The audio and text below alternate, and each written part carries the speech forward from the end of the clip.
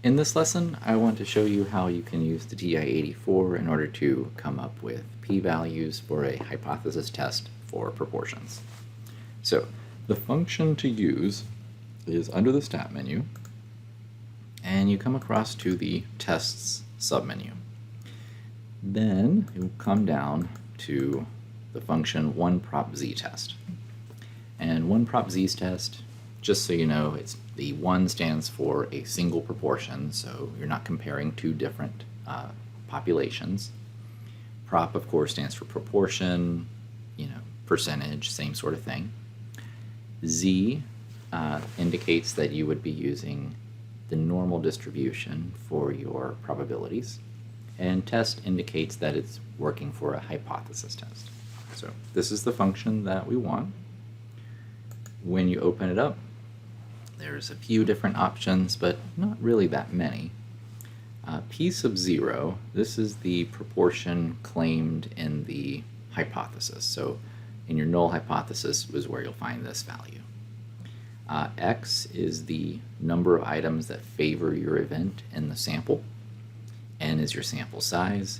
And then this last option, prop not equal P0, less than P0, greater than P0, that means what type of test you're going to be using, which is either a two-tailed test, a left-tailed test, or a right-tailed test. And you don't really need to know much more than what symbol is in the alternative hypothesis, so that's really how they phrase this question. So if you have a two-tailed test, you would have a not equals in your alternative, less than gives you a left-tailed test, and greater than gives you a right-tailed test.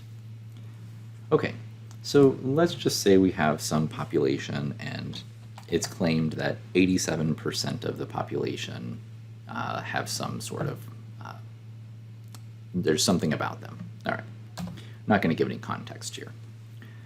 All right, and suppose we have collected a sample of 825 individuals and 747 of them favor this event, whatever it happens to be. Now, the type of test, we could do different ones here, but I'll just use a two-tailed test. And the color, unless you have like the color screen calculator, you won't even see this.